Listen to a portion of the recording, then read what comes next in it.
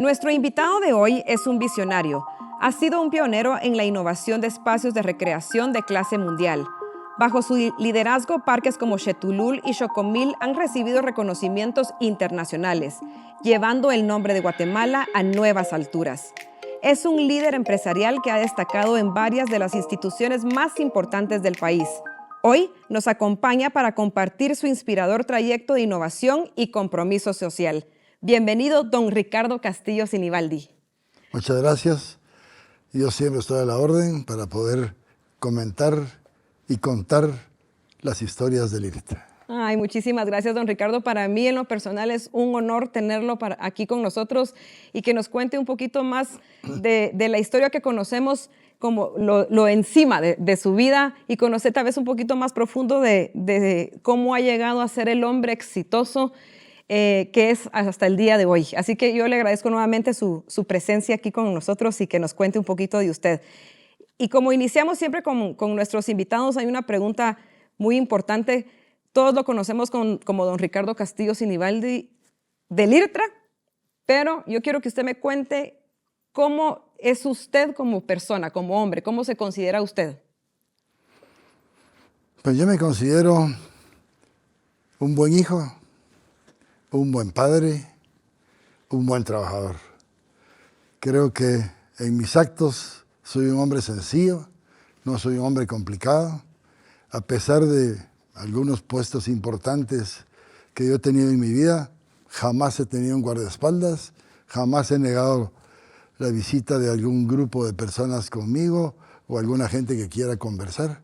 Así que me siento como un hombre normal, que no tengo ninguna diferencia entre los importantes y los no importantes. Es un hombre trabajador, porque sé que es un hombre que le pone empeño, que le pone dedicación a todos los proyectos que crea en su mente y que pone a trabajar. Y creo que lo más importante que lo caracteriza, que yo he visto, don Ricardo, es que usted le pone sobre todo el corazón a todo lo que hace. Y es un líder, y sé que hace poco lo nombraron, creo que gerente, o le dieron un reconocimiento como gerente del año, ¿es correcto? No, de gerente del año no, un reconocimiento por mi trayectoria. Por mi historia de vida empresarial. Pues felicitaciones, don Ricardo, y creo que yo firmo y sello, como dicen los abogados, de que usted se lo merece y se lo ha ganado con ese trabajo y con esos lugares que ha creado para todos los guatemaltecos y que podamos tener un momento de recreación y de diversión sana. Así que muchísimas gracias y felicidades, don Ricardo. Muchas gracias.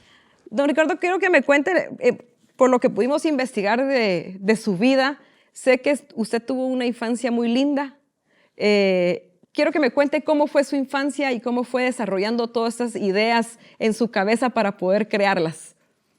Bueno, recordarse uno de la niñez es a veces muy agradable y muy sentimental, ¿verdad? Porque yo vengo de una familia muy unida, una familia donde mi madre y mi padre eran ejemplos para nosotros y donde nos enseñaron desde muy niños a respetar a los mayores, a ser gente honrada, nunca ofender a nadie ni molestar a nadie. Entonces, nuestro desarrollo de juventud con mis hermanos éramos hermanos, realmente, íbamos juntos a todos lados. Mi padre tenía alguna casa en la antigua de recreación, ahí nos juntábamos todos, en Amatitlán, que era el otro lugar. Entonces era una familia, realmente una familia que no estaba distanciada. Así es como empieza mi vida. Después me voy ya al colegio a aprender algunas cosas, porque aprendí poco, pero algo aprende uno. Y estuve en el Capuyé, que era el colegio Capuyé de la señora Marta y señor Betty Capuyés, que era famoso en aquellas épocas para niños. Después pasé al colegio de infantes, que es el colegio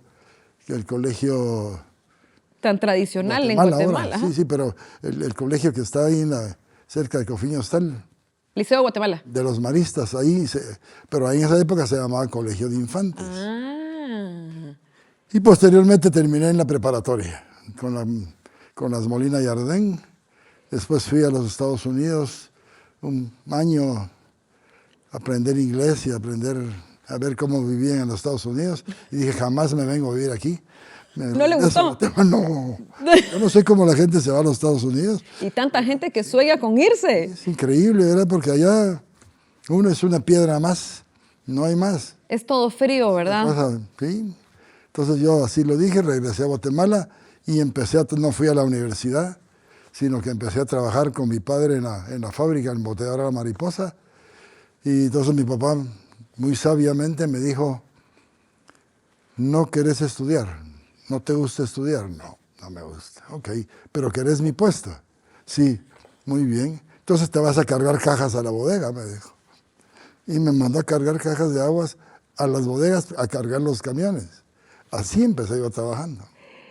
O sea, que empezó desde el primer paso, subió a la primera grada. Me dijo, si querés, hay que aprender.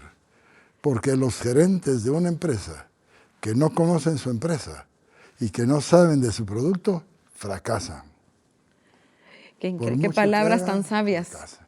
Así que me enseñó, pasé por las bodegas, pasé por los talleres, pasé por las carpinterías, por las soldaduras, por las máquinas, la producción, el laboratorio, mercadeo, ventas, administración, hasta llegar a ser gerente administrativo de la empresa. Qué increíble, don Ricardo. Años, en esa forma. ¿Y cómo es eso de importante? Porque hay ahora los jóvenes, voy a hablar de las nuevas generaciones, como diría mi mamá, buscan trabajo pidiéndole a Dios no encontrar. Empecemos por ahí. Pero cuando ya encuentran un trabajo, lo que quieren es llegar a ser jefes de un solo y ni siquiera conoce cómo es que empieza la empresa o cómo se va desarrollando, ¿verdad? Porque creo que uno tiene que involucrarse desde subiendo, como estábamos hablando, el primer escalón e ir subiendo a poco.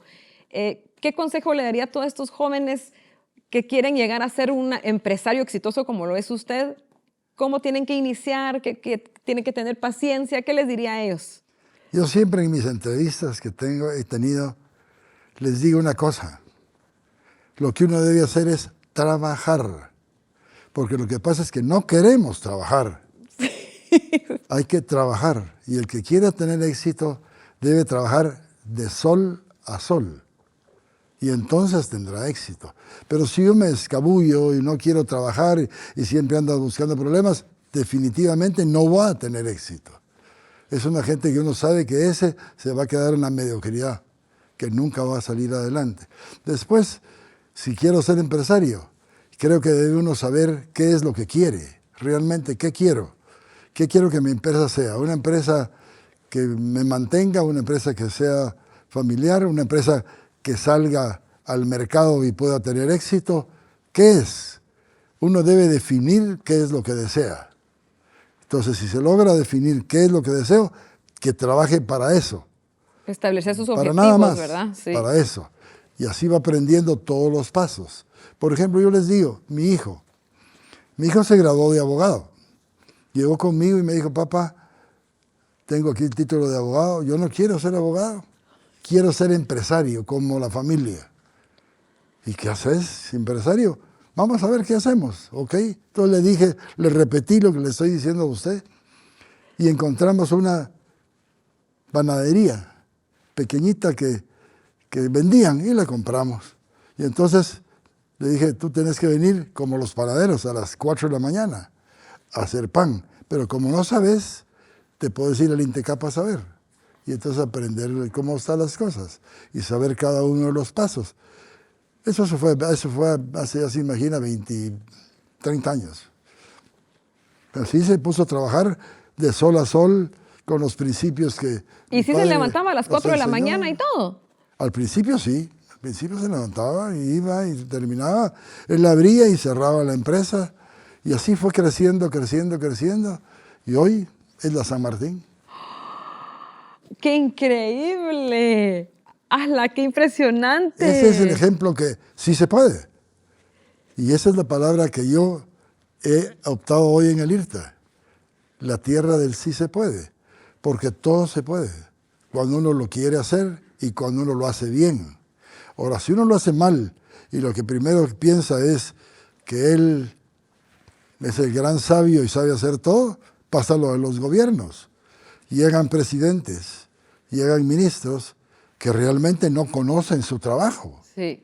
No lo conocen, o sea, esos señores se han sentado ahí, nunca han manejado una empresa, no saben cuáles son las cosas, y entonces cuando vienen los problemas, no saben resolverlos, empiezan los cambios a los ministros, a los gobiernos, a las políticas.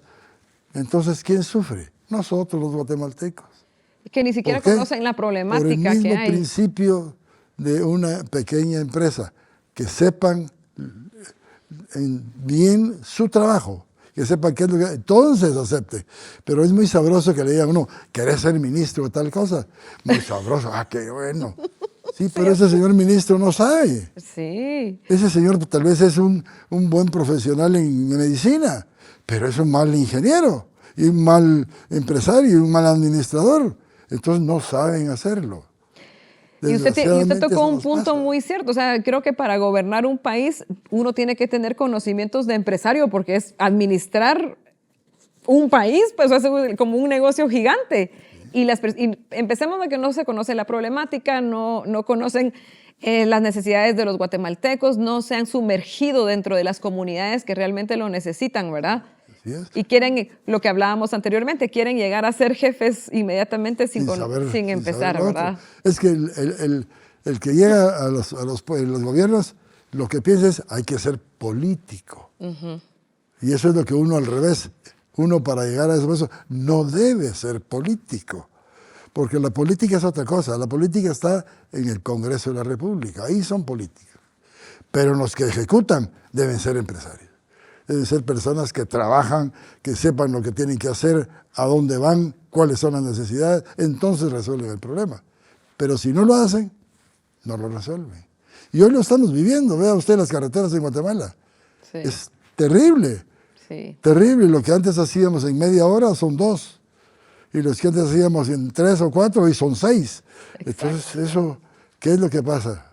Yo me acuerdo que hubo un presidente de Guatemala que dijo, no arreglamos las carreteras porque con las carreteras no se comen. Pues sí, las carreteras no se comen, pero lo que pasa sobre las carreteras y lo que desarrolla esa carretera sí se come. Exactamente, Es por ahí pasa todo. Exacto. Entonces uno ve y dice, bueno, así es, así pasa. Pero mire, llevamos unos minutitos de la plática y usted ya me dejó la primera lección de vida, que es la historia que usted acaba de comentar de su hijo, que lo puso a trabajar como como me hubiera puesto a trabajar a mí, empezando desde cero. Y qué importante, mi lección que me llevo en ese momento es de que sí, no hay que darle todo a los hijos en bandeja de plata, sino que los hijos tienen que trabajar para lograr lo que realmente quieren, ¿verdad? Que es el error que muchos padres cometemos, y me voy a incluir porque yo tengo un hijo ya de 18 años que tal vez no ha conocido lo que es el trabajo duro, porque todo se lo doy. Lo pongo así porque también le cuesta ciertas cosas, pero sí es la importancia de que ellos conozcan y que tienen que trabajar para lograr lo que quieren, ¿verdad? Que no es solo poner la mano y recibir lo que los padres le dan. Sí, no, lo lindo de mi hijo es que él lo hizo y es de él. No es mío, es de él. Pero gracias a su guía y a su liderazgo. Uno los guía o los ayuda, pero ellos lo hacen, ¿verdad? La gente debe de hacer su propio destino. Exacto. No a esperar que otro les haga el destino o les dé, que es lo que Guatemala tiene. Lo que quiere, que me lo dé el gobierno, que me lo ponga el gobierno. No, señor. Uno debe hacer las cosas uno de uno y para el pueblo. Don Ricardo, y usted que es empresario, esta es una pregunta, ¿nunca pensó en meterse a algo del gobierno o estuvo involucrado en...? Sí estuve. Yo formé un partido. ¿Ah, sí? Sí, formé un partido y estuve en elecciones con mi partido, tuve diputados. Posteriormente fui candidato a la vicepresidencia con Otto Pérez en la primera vuelta que se perdió con Otto Pérez. Si hubiéramos ganado esa vez, yo le digo, la historia fuera otra. Viene bien porque el plan que teníamos de trabajo era muy bueno, lo que él hacía y lo que yo debería de hacer, porque el vicepresidente en Guatemala es una figura. Sí. Y entonces yo, cuando hablamos con él, le dije, figura no soy. Entonces con él había un convenio de dividirnos el trabajo de la presidencia haciendo cada quien lo que sabía hacer. Cada quien es Entonces dueño de su hubiera negocio. hecho algo Sí. bien. Y le digo, pero perdimos y yo me retiré de la política. Sin embargo, seguí todavía y fui ministro de Desarrollo con Jorge Serrano. Estaba yo siendo ministro cuando Jorge hizo lo que él creó conveniente que debía hacer y terminó el gobierno. Y salí, ya no me he vuelto a meter en política. Me han hablado muchas veces y realmente salí tan decepcionado de la política, salí que ya dije, bueno, ya hice mi intento. Ya. Dios no quiso que fuera, pues no tengo que hacerlo, olvidarme de esa parte y seguir mi vida. Pero ¿cómo es eso de impresionante? Porque le hice esa pregunta porque se le nota su pasión porque exista un cambio positivo para Guatemala. Pero lo increíble es que usted está logrando un cambio a través de su empresa como lo es el IRTRA. Usted da empleabilidad, desarrollo en las comunidades donde tiene el IRTRA. O sea, usted a través de su negocio está logrando un cambio que posiblemente el gobierno no lo está haciendo. Entonces, al final, su pasión por el cambio de Guatemala, usted lo está logrando, sin haberse involucrado directamente con la política. Estamos dando un ejemplo. Sí. Un ejemplo de que sí se pueden hacer las cosas bien. El IRTA tiene 62 años de vida. Fíjese, 62 años de vida. Los empresarios pagamos el 1% de la planilla para el sostenimiento del IRTA. Ese dinero que pagan ha servido para empezar, pero lo mejor que tenemos, el dinero que el sector privado ha pagado está todo invertido, todo. No se gastó nada de ese dinero. Lo que nosotros hemos hecho, que los parques generan una parte del dinero y con esa parte nosotros vamos haciendo las ampliaciones y los crecimientos y todas esas cosas estando ahí. Y tenemos otra gran ventaja. Nunca ha habido un reparo de la Contraloría General de Cuentas de un mal manejo. Tengo el único reconocimiento de la Contraloría General de Cuentas que ha dado a la honradez y a la felicitaciones, esencia. qué Ahí increíble. está puesto y ahí lo hemos demostrado.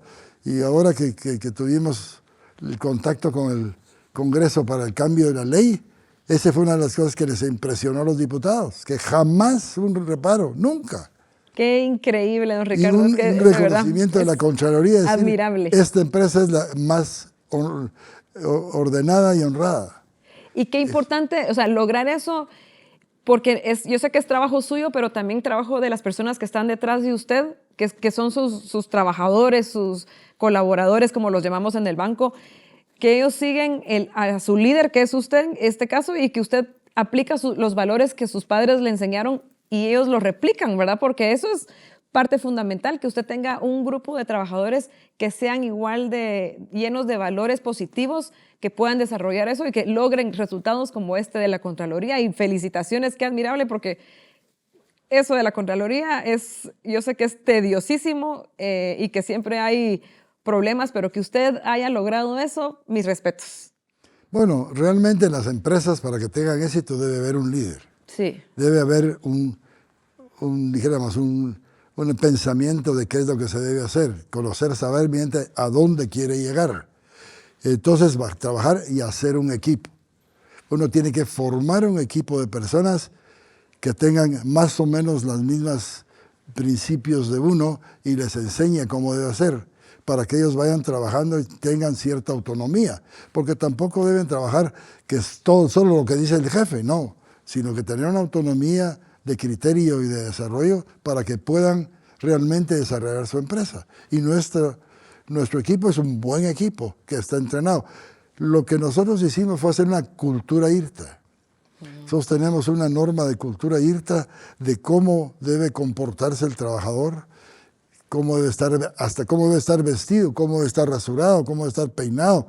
Porque usted llega a nuestro parque y la atiende un mesero en un restaurante, nítido, le encanta. Pero llega a otro restaurante y está con un jeans y con una t-shirt y barbudo.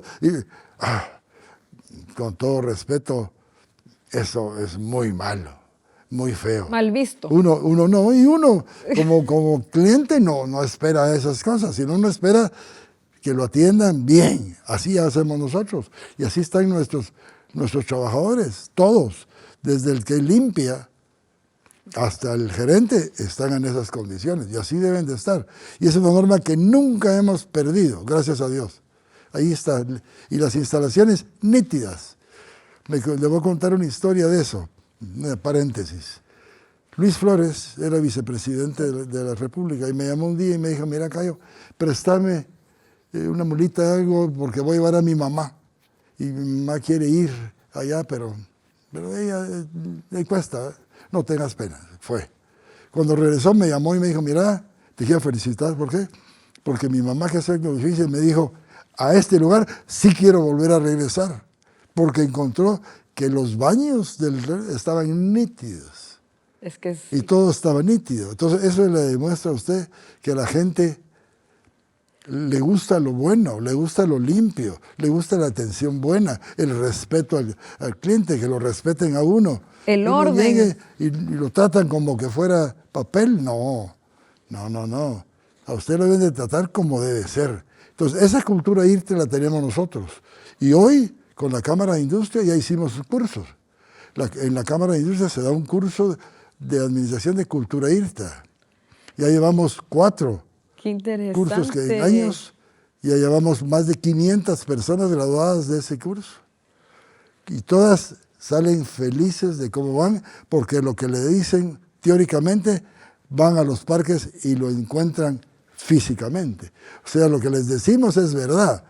Porque yo no digo que las universidades digan mentiras, pero las universidades dicen lo que los libros dicen. Los libros, sí. Lo que los libros, que el fulano de tal en tal cosa dice tal cosa, que esta es la norma, dice que sí, pero no se lo enseñan. No van a verlo, no van a ver si es cierto.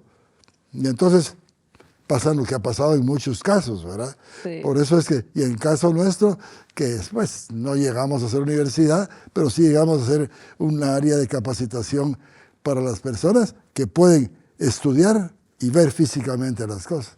Así que esa escultura, esas cosas, ese grupo, esas personas tienen la misma filosofía que yo y piensan igual que yo. Muchas veces hacen cosas que me dicen, es que pensamos que esto es lo que usted hubiera hecho. Entonces, y lo bueno, eso es lo que le quería preguntar, derivado a este punto que estamos hablando. Usted como el líder, yo quiero que usted me cuente cómo define usted a un buen líder. Le pregunto, ¿Cómo define usted a un buen líder? ¿O cómo lo describe? Lo que pasa es que le quiero preguntar esto porque, o sea, hay gerentes de empresas que tienen el puesto de gerente, pero eso no significa que sean líderes. Sí. Entonces, son cosas completamente diferentes. ¿Qué características cree usted que debe tener un buen líder? Bueno, primero que todo le voy a contestar. Yo creo que hay muy pocos líderes. Estoy de acuerdo. Eso es lo que yo creo. O sea, usted voltea a ver a las figuras que están y la verdad no son líderes. Algunos son líderes por algunas cosas. No vamos a decir nombres hoy, pero así. Pero ¿qué características debe tener una persona? Bueno, primero, debe ser una persona que sea absolutamente honorable. Uh-huh. Que sea con principios, como se los decía antes, de desarrollo. Que piense en su empresa.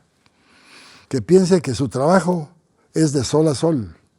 Que su trabajo es de sacrificio, porque la gente cree que, es el jefe, qué sabroso, como tiene buen carro, ya no hace nada. No, ese tiene que hacer todo. Si él ve un papel, como me decía mi madre, en el suelo, tú lo recoges. Sí. Y eso es lo que uno tiene que enseñarle al gerente.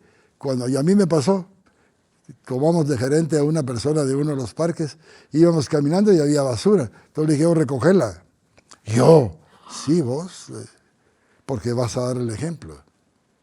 Entonces el gerente debe ser el ejemplo. Entonces al jefe no lo deben decir, ay, qué lindo el jefe, cómo me gusta mi jefe, qué bueno es. Ay, ese jefe no sirve. Al jefe que respetan y que no le temen, pero que le tienen respeto y Cuidado, ese sí sirve. Ese sí sirve, porque ese lo va cambiando. Yo lo decía en la asociación de gerentes ahora que dieron el reconocimiento. Un gerente quiebra una empresa. Un gerente levanta una empresa. Y entonces esas cosas son para ir definiéndole qué características debía tener. Principios, honradez, conocimiento de lo que va a hacer. Porque muchas veces van de gerentes de una construcción a una textilera. Señor, perdón, aunque sea muy capaz, Son polos opuestos. va a tener que aprender. A mí me pasó, y por eso lo digo. Cuando Arana, en general Arana compró las acciones de la empresa eléctrica, llamó a 8 empresarios. Uno de los 8 era yo. Y nos dijo, quiero que ustedes manejen la empresa eléctrica como su empresa. No acepten presidentazos de nadie, nos dijo. Cuando yo les quiero hablar, los llamo. Ustedes, esa empresa es de ustedes. Trabájenla. Fíjese qué responsabilidad que nos dio. Ahora, qué buen líder. Ese señor sí era un líder. Estaba pensando en Guatemala, no pensaba en los políticos. Y nos dejó en la empresa. Y a los cabo de los años me nombran a mí gerente y presidente de la empresa. Yo estuve 7 años en la empresa, cuando había los apagones en Guatemala, dificilísima época. Y nosotros decidíamos y trabajábamos. ¿Y qué me pasó? Cuando yo llegué ahí, de electricidad no sabía nada. Sí sabía cuando llegaba y ponía el switch y encendía la luz. Y alumbraba eso. Pero sí, pero cómo se produce, cómo se distribuye, cómo se reparte. No, ¿verdad? Entonces dije, bueno, lo que tengo que hacer es aprender. Porque ya tenía mi nombre. Y me fui a aprender a todos los lugares. Fui a las generadoras, cómo se genera, cómo era la energía eléctrica, qué era un kilovatio, ¿no? Qué era un megavatio, cómo funcionaba. ¿Qué tipo había? Sí hay hidráulicas, hay térmicas, hay de diésel, hay de gasolina. Aprender cómo eran después, cómo se distribuye. Primero hay que tener una subestación, esta va a producir en tantos voltios. Esta hay que subirla a tanto y distribuirla por cables que sean de cobre. Pero como se robaban el cobre, se cambió para aluminio, a toda la distribución. Cómo eran los postes, cómo eran los aisladores, cómo eran las subestaciones. Fui aprendiendo parte por parte. 6 meses me tomó. 6 meses. Pero cuando salimos, dejamos la mejor empresa productora y distribuidora de Centroamérica. Qué increíble. Porque así lo hicimos. Pero fuimos a aprender. Pues. Por supuesto. No solo se fue a sentar a un escritorio y ya. A mandar y decir, hagan. No. Yo no daba una orden que no estuviera seguro de que era bien dada. Y sobre todo que hay gerentes o jefes de que solo se sientan en el escritorio y cuando hay algo bueno, solo para la foto y ya, pero no conocen, y qué admirable, don Ricardo. No, fíjese que fue parte del tiempo de la guerrilla, que nos botaban torres. Y todas amenazas, vamos a ponerle bomba en el edificio. Una época complicada. Entonces, yo estaba, la primera vez que lo hicieron, estaba visitando unas subestaciones en la costa cuando me dijeron, y les dije, no salgan, pero salieron. La segunda vez sí estaba yo, y les dije, nadie se mueve, yo mismo me voy abajo, y me fui abajo a parar. Vamos a ver si son tan hombres para hacerlo. ¡Ay, Dios mío! Porque nosotros vamos a aguantarlo, y vamos a pelear. ¡Qué valiente! No es que sea valiente uno, tiene los principios. Sí. Uno defiende su entidad. No es que uno diga soy valiente, no es valentía. Simplemente son principios. Esas son cosas que lo hacen por amedrentar. Y así fue, no hubo nada. ¿Me comprende? Pero era para amedrentar. Si ellos causan el problema de que todo el mundo sale, que todo el mundo...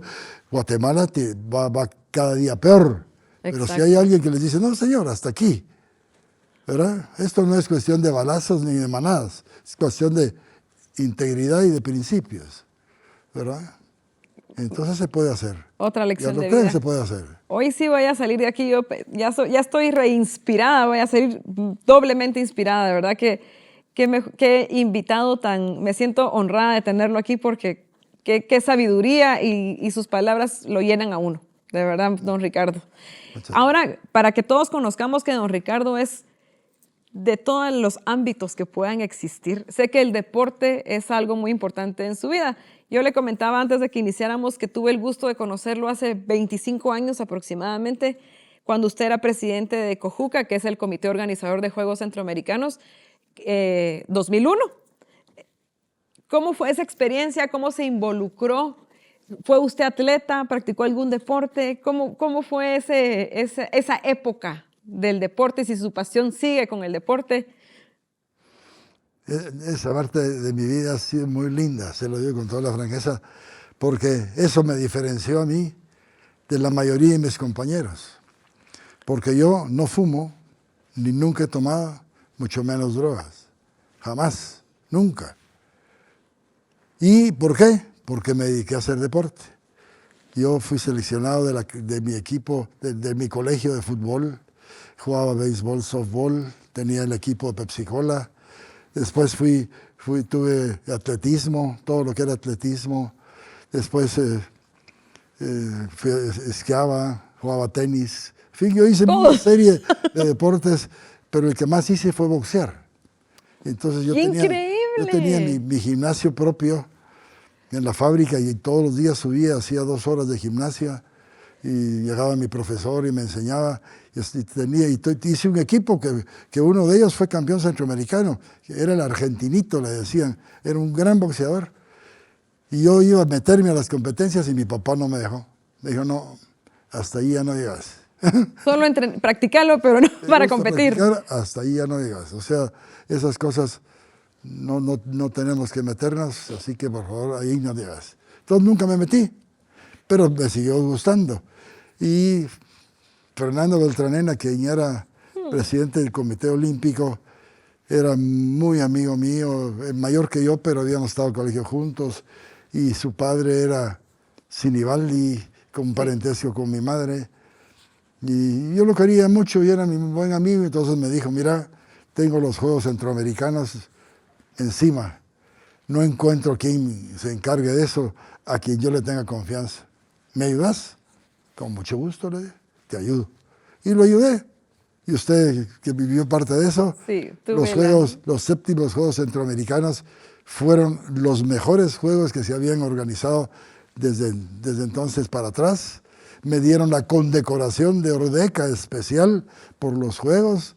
Y lo más bonito es que al final de cuentas, del dinero que fuimos recibiendo de contribuciones privadas, porque el gobierno no nos ayudó, y las que iban recibiendo, el resto yo le entregué a Fernando Beltranena de remanente de gastos más de 2 millones de quetzales. Increíble. De vuelta, con un cheque. Aquí está lo que sobró de los gastos. Qué increíble. O sea, tuvimos un éxito en los Juegos, éxito en la administración, éxito en la representación de Guatemala mundial. Y efectivamente sí creo que fueron, y considero que los mejores juegos, porque creo que a partir de ahí, 4 años después, que fueron 2005, si no estoy mal, se partían los juegos en 2 sedes, porque los países no tenían la capacidad de poder desarrollarlos en un solo país. Entonces, creo que esos juegos del 2001 fueron lo mejor porque todo se hizo aquí,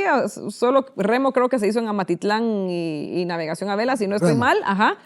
Pero de ahí, Costa Rica creo que partió con otro país. Entonces, para mí, esos fueron los mejores juegos. Una organización increíble. La vía que fueron hoteles, se recuerda que fueron hoteles donde estuvieron hospedados los atletas. Así que qué increíble que hasta liderando una organización como unos Juegos Centroamericanos fue un éxito y algo inolvidable. Por lo menos para mí, que fui parte de eso, para mí fue inolvidable. Fueron mis primeros Juegos en los que yo participé a nivel administrativo, aclaro, porque nunca fui deportista.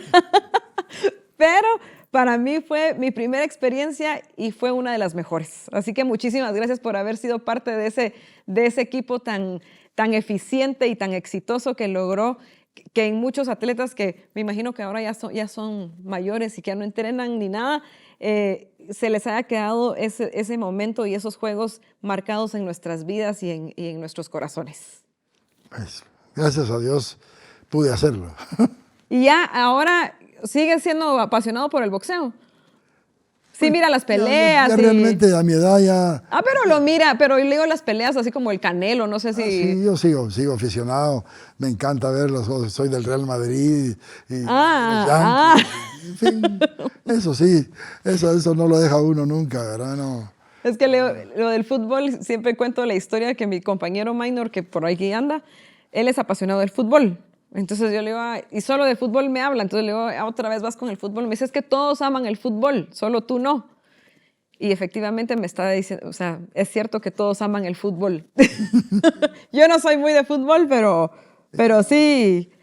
Don Ricardo, ya sé que nos comentó un poquito sobre el proceso o los valores que sus papás le dieron en su crecimiento. ¿Qué rol tiene su familia en el proceso de su vida? Hablo de su familia directa, Mía, o sea, sus hijos. Sí, mía, su familia. mía. Sí. Miren, yo tengo 66 años de casada, tengo 3 hijos, 8 nietos, 15 bisnietos. ¡Hala, qué familión! Y le pongo un ejemplo, ahora viene el fiambre. Hoy nos juntamos en mi casa todos. O sea, mi familia trata, como la de mi padre, de que nos juntemos siempre. En mi casa, en la casa de uno de mis hijos, cuando hay el cumpleaños de uno de los chiquitos, tratamos de llegar todos a verla, mantener el amor familiar, esa unión, el cariño familiar muy intenso. Ese es mi deseo y mi preocupación. Y le digo, seguimos en esa línea, así somos. Mis hijos sienten que mi casa es su casa, mis nietos sienten que mi casa es su casa. Ellos llegan, abren la refrigeradora, sacan las cosas. De repente, una vez mi nieta llega porque le gusta el deporte. Tengo 2 nietos y se los llega a bañar a la casa porque ella vive más afuera. En fin, la casa se convierte... Siempre está abierta para todos. En el centro de la familia. Y así somos. Eso sucede en Navidad, eso sucede en Año Nuevo, eso sucede muchas veces en Semana Santa, que nos vamos todos a algún lado. En fin, la unión familiar es la que yo creo que da la mayor satisfacción al hombre en la vida. Sí. Con eso yo le diría a usted que está uno lleno, que es suficiente. Qué lindo. Y la importancia, a veces uno no valora esos momentos en que uno está con su familia, ¿verdad? Sino lo toma así como, otra vez, sí. Pero en mi caso también nosotros, por ejemplo, la hora de la cena es el único momento. Yo vivo con mis papás y con mi hijo y es el único momento en que en que yo comparto con ellos, que les puedo platicar. Entonces, aunque no tenga hambre, trato de comer o sentarme ahí con ellos para tener esa horita y valorar. Y nos matamos de la risa por cualquier tontera que podamos hablar, pero son momentos que van quedados en el corazón y creo que es con lo que uno lo hace sentirse más empoderado y decir, por ellos voy a ser mejor día a día. Sí, ¿verdad? Así es. Yo creo que el que respeta a sus padres, los quiere, los visita y los atiende, va a estar bien en su vida. Así y va a transmitirlo bien a los hijos. Así es. Así dice mi mamá, el que es buen hijo va a ser buen marido, va a ser buen marido, va a ser bueno en todo, ¿verdad? Don Ricardo, ahora hablemos del IRTRA. ¿Cómo empezó esa idea del IRTRA? Que yo quiero que me cuente cómo si un día estaba acostado y dijo, tengo ganas de hacer esto. ¿Cómo fue ese proceso? El IRTRA es una organización que se pensó para darle recreación a los trabajadores de la empresa privada organizada. ¿Por qué? Porque todos tienen un salario, pero no tienen a dónde ir. Sí. Entonces dijimos, lo que se debe hacer es darles lugares de primera calidad donde puedan ir con sus familias, pero tengan que ir muy barato, pues, hasta gratuito, si es posible. Entonces, esa es la filosofía, dijéramos, de eso. Y ahí hay un ejemplo, porque don Fernando Ramírez, quien era el dueño de AP de Ramírez, que es ahora, se llamaba Talleres Ramírez, nos dijo en la Cámara, miren, yo he sido obrero, yo he ido a soldar trastes en la calle y he hecho un taller que hoy ya es un taller grande y los trabajadores no tenemos dónde ir. Y entonces dijimos, hagamos algo. ¿Qué hacemos? Pues paguemos un porcentaje de los salarios de los trabajadores para hacer algo. Y así fue como se formaron algunos comités con empresarios para ver qué algo se hacía. Y se llegó a hacer una institución que pudiera manejar recreación para los trabajadores de la empresa privada. Pero ¿cómo? La única forma legal era una entidad autónoma. Y yo digo a veces bueno y a veces digo qué malo, porque hoy creen que somos Estado. Y no somos Estado, no somos gobierno. Esto fue una idea sola. Entonces se formó con una entidad autónoma. El general Idígoras Fuentes era el presidente. Se le habló al general y dijo, como no, con mucho gusto, yo veo que un diputado pase esto al Congreso y lo aprueben, y así fue. Eso fue en 1982. 62, perdón. 62. 82 fue cuando compramos allá Petapa, allá es otra cosa. En 1962. Y se hizo la organización. Entonces se llamó a todos los sectores, la industria, el comercio, agricultura, finanzas, servicios, y les dijo, hay este problema. ¿Quién quiere pagar? La agricultura dijo, no, nosotros no podemos pagar, nuestro sistema de pagos es muy complejo y en fin, no podemos pagar. Perfecto, era voluntario. Los demás dijeron, sí pagamos. Y entonces se formó ya la institución. Y se llamaba Instituto de Recreación de los Trabajadores de Guatemala. General. Ahí fue donde confundía a la gente. Y entonces se empezó a formar. Y se nombró una directiva que había representantes de industria, de comercio, de agricultura. Y se compró una instalación de Amatitlán que estaba parada, que era de la familia Murga, que se llamaba el Yacht Club. Ajá.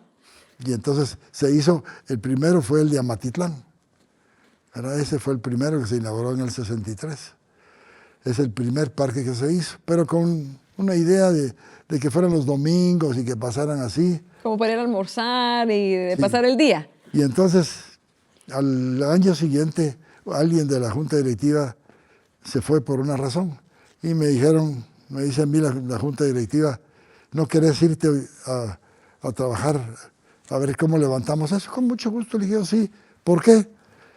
Porque es la historia que yo cuento. Cuando yo era niño, el general Ubico hacía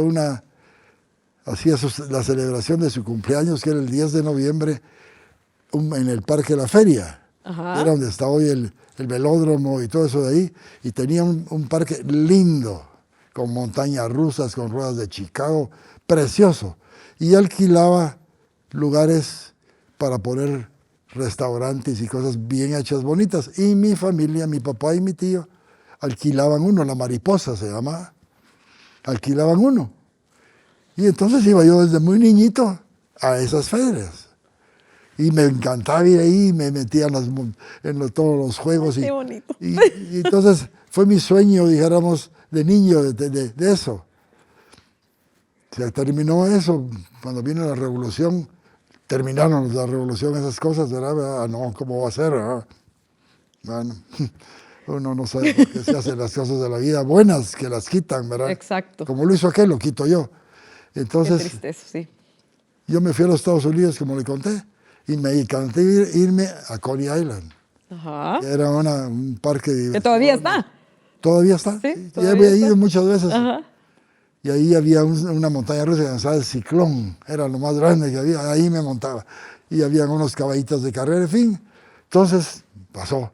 Cuando me casé en el año 58, parte de lo que yo visité de luna de miel fue Disneylandia en Los Ángeles. Acababa Walt Disney de inaugurarla, porque la inauguró en el 56, yo fui en el 58. Y entrábamos al parque precioso. Y le dije a mi señora, ¿cuándo en Guatemala podremos tener algo como esto? ¿Va? Nunca. Allá con nuestro pueblo y nuestras políticas, nunca. Pasó la vida. Cuando me llegó esto, yo llegué a la junta directiva y empecé a ser diferente a los señores que estaban ahí. Todos decían, hagamos unos obras de teatro para niños, hagamos eso. Yo les decía, no hombre, busquemos de construir algo que sea para todos. Divertido. Para el niño, el joven, el adulto y el viejito, que vayan nietos, abuelos, padres, y todos tengan algo que hacer. Total es que en el año 70, en julio del 70, dice uno de los directores, compañeros, miren, Ricardo, ¿cómo molesta? Siempre nos está diciendo que debemos hacer, pongámoslo de presidente, a ver si como ronca duerme. ¿Y qué? Sí. Entonces tomé la presidencia. Le digo, tomé la presidencia. En lugar de asustarlo, le pusieron el reto de lograrlo. Con casi nada, ¿eh? Con un parque de Amatitlán y punto. Y una idea de hacer otros. Y hoy, el domingo pasado, hemos recibido en nuestros parques 97.500.000 personas. La gran... Eso hemos recibido. ¡Qué increíble! 97 millones. 1.500.000 personas al domingo, porque nuestras cuentas las llevamos al día. Cualquier gente que llegue y quiere saber qué al día van las cuentas. La Junta Directiva recibe un informe semanal de todo lo que sucede en la semana y acumulado. ¡Qué increíble, don Ricardo! Perfectamente enterados. Entonces, eso, dijéramos, hemos hecho. ¿Y hemos hecho qué? 6 parques. Eso le iba a preguntar, que ¿cuántos hemos tenía? Hecho el hotel más grande de Guatemala, tenemos 820 habitaciones.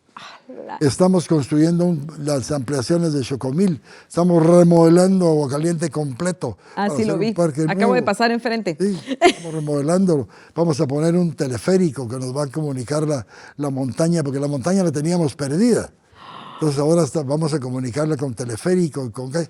Miren, ya tenemos experiencia de hacer parques, ¿eh? Entonces, ya, pero si mire, si uno quiere hacer una reservación y creo que hasta el otro año, como en agosto del otro año, es que es increíble y la ilusión con que las personas, mi papá tiene 85 años y le cuesta caminar, pero me dice, ¿cuándo vamos a IRTRA?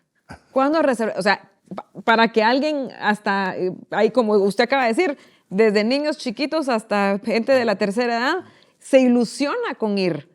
Nosotros trabajamos con un grupo de niños a través de un proyecto social deportivo que tenemos en el banco, que viven en zonas vulnerables, y los llevamos a final de año al IRTRA Petapa, a que pasen un día y usted no se imagina la ilusión y la alegría que esos niños sienten de saber que va a ir al IRTRA.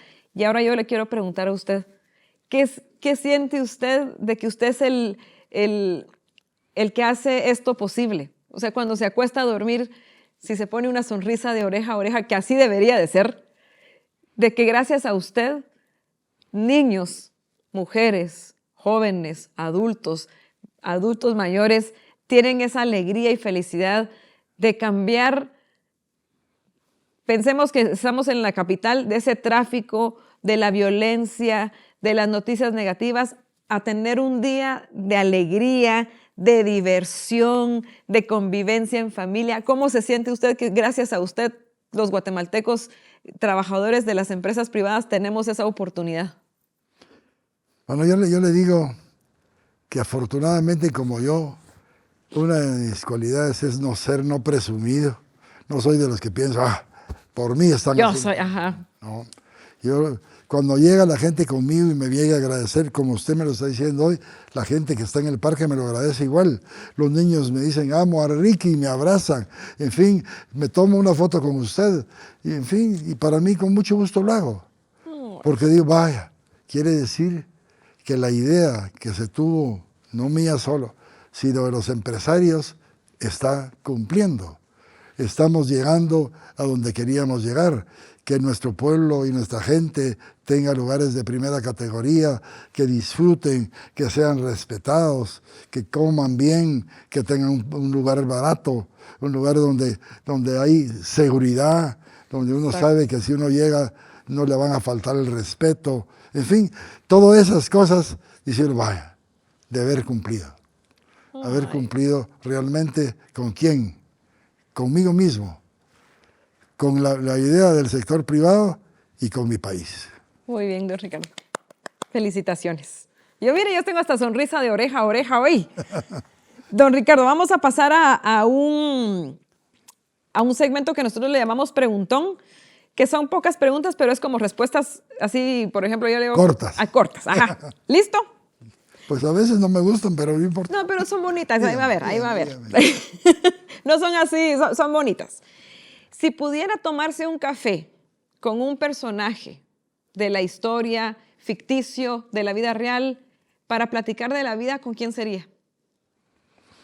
Me hubiera gustado tomarme un café con Ronald Reagan. Muy bien, muy bien. Si tuviera que escribir su vida en un libro o hacer un libro sobre su vida, ¿qué título le pondría al libro?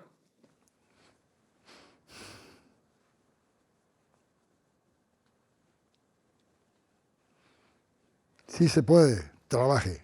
Muy bien, me gusta. Si pudiera volver a vivir un día de su infancia, ¿qué día elegiría? Navidad. No, yo también. Si alguna vez tuvo algún fracaso, ¿cuál fue la lección que aprendió de ese fracaso?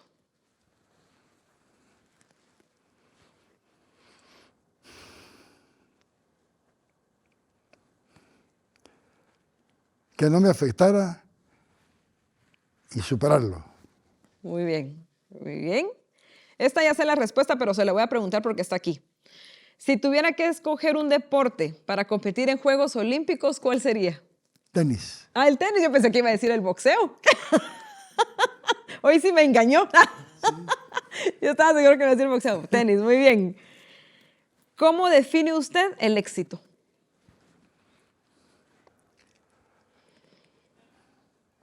Yo creo que el éxito es cuando las personas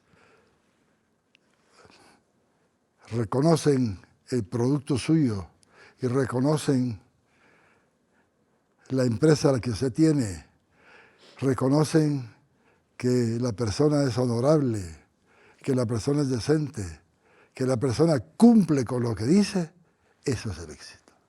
Excelente. Bravo. Don Ricardo, sin imaginarnos el tiempo pasó. Yo le quiero agradecer nuevamente, aunque usted dice que no hay que agradecer mucho, pero yo sí creo que a usted sí le tengo que agradecer porque yo me siento honrada, feliz, contenta de tenerlo aquí con nosotros, de que usted haya aceptado esta invitación, porque yo me imagino que usted es un hombre muy ocupado. No. Pero mire, voy inspirada, voy motivada, voy feliz de regreso a mi trabajo, con la ilusión de poder dar esa mía extra para poder llegar a ser, aunque sea el 0.5% exitosa como usted. Pues muchas gracias. Por lo No, que de dice. verdad. Y yo creo que todos los que nos van a ver y nos van a escuchar se van a sentir de la misma manera, porque qué mejor ejemplo que usted, que con el trabajo arduo, con esa dedicación, con esa entrega, entusiasmo, todo lo que tiene, lo que hablamos, un líder, porque como usted dice, y estábamos platicando antes de empezar, usted es el que va a ver personalmente todas las cosas de su empresa, y creo que eso es lo que le hace falta a muchos empresarios, ser parte, ser un miembro más del equipo de trabajo. Y usted es uno de ellos. Así que yo lo felicito y no le puedo decir siga adelante porque usted ya tiene todo el éxito en sus manos, aunque siempre hay algo nuevo, ¿verdad? Y yo sé que lo va a cumplir porque sus ideas son grandísimas y lo que estábamos platicando también, que en el IRTRA siempre hay algo nuevo cada año o cada cierto tiempo, pero siempre hay algo nuevo que nos espera a todos los guatemaltecos llegar con la ilusión a conocer. Así que muchísimas gracias, don Ricardo. A ustedes muchas gracias por invitarme y para poder yo contar la historia real de lo que ha sucedido en el IRTA. Ay, muchísimas gracias, don Ricardo. Gracias a todos por vernos, por escucharnos. Recuerden, no limiten sus retos, al contrario, reten sus límites. Soy Melanie Calderón y nos vemos a la próxima.